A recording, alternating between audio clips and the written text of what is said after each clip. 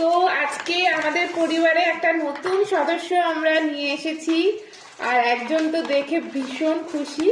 আর তোমাদেরকে দেখাচ্ছি আজকে আমরা কি এনেছি, মানে কি এনেছি না কাকে এনেছি।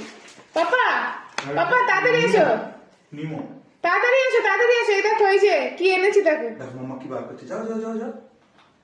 এই যে ফিশ, এই যে আমরা আজকে একে নিয়ে এসেছি।